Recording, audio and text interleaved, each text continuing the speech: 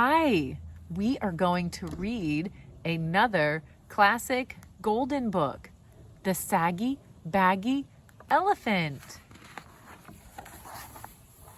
There's the title page.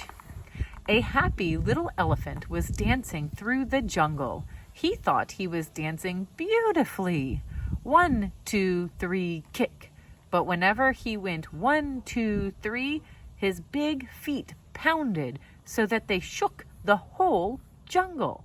And whenever he went kick, he kicked over a tree or bush. Oh my! The little elephant danced along, leaving wreckage behind him, until one day he met a parrot. "Why are you shaking the jungle all to pieces?" cried the parrot, who had never before seen an elephant. "What kind of animal are you anyway?" The little elephant said, "I don't know what kind of animal I am. I live all alone in the jungle. I dance and I kick, and I call myself Sooki. It's a good sounding name and it fits me, don't you think?" "Maybe," answered the parrot, "but if it does, it's the only thing that does fit you. Your ears are too big for you, your nose is way too big for you, and your skin is much, much too big for you. It's baggy and saggy. You should call yourself Saggy Baggy." Sooki sighed. His pants did look pretty wrinkled. "I'd be glad to improve myself," he said, "but I don't know how to go about it. What shall I do?"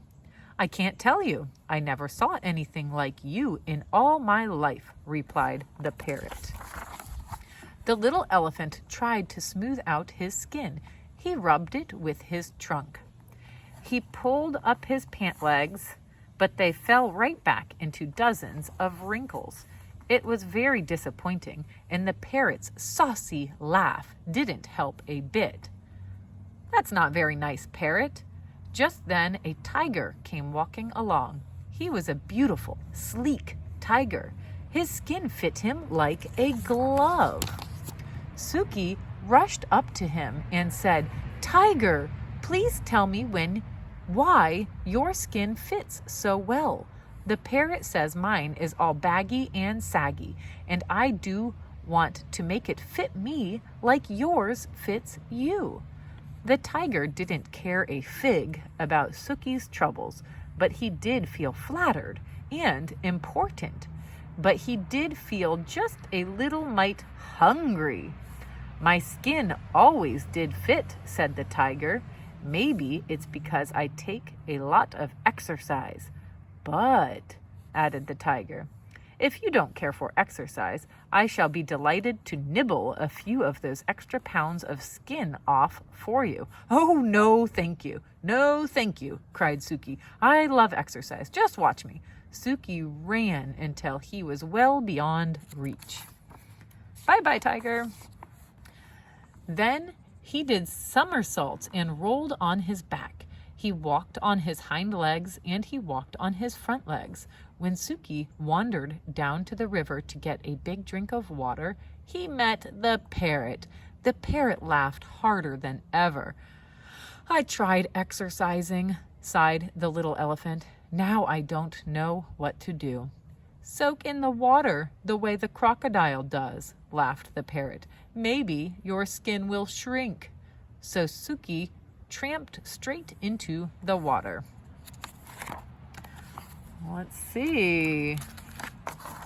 Uh-oh.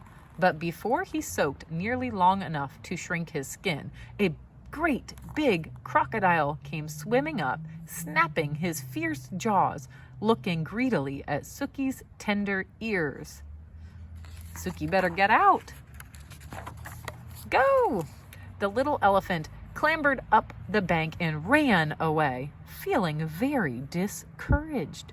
"I'd better hide in a dark place where my bags and sags and creases and wrinkles won't show," he said. By and by he found a deep, dark cave, and with a heavy sigh, he tramped inside and sat down. Aw, the elephant looks sad. Suddenly, he heard a fierce growling and grumbling and snarling. He peeped out of the cave and saw a lion padding down the path. "I'm hungry," roared the lion. "I haven't had a thing to eat today. Not a thing except a thin, bony antelope and a puny monkey and a buffalo, but such a tough one, and 2 turtles, but you can't count turtles. There's nothing much to eat between those saucers they wear for clothes on the turtle's shell. I'm hungry. I could eat an elephant." And he began to pad straight toward the dark cave where the little elephant was hidden. "This is the end of me, sags, bags, wrinkles, and all," thought Sooki, and he let out one last trumpeting bellow. Just as he did, the jungle was filled with a terrible crashing and awful stomping. Yikes! A whole herd of great gray, wrinkled elephants came charging up, and the big, hungry lion jumped in the air, turned around, and ran away as fast as he could. Sooki peeped out of the cave, and all the big elephants smiled at him. Sooki thought they were the most beautiful creatures he had ever seen. The elephants came to save Sooki. "I wish I looked just like you," he said. "You do," grinned the big elephants. "You're a perfectly dandy little elephant." And that made Sooki so happy that he began to dance 1, 2, 3, kick through the jungle with all those big, brave, friendly elephants behind him.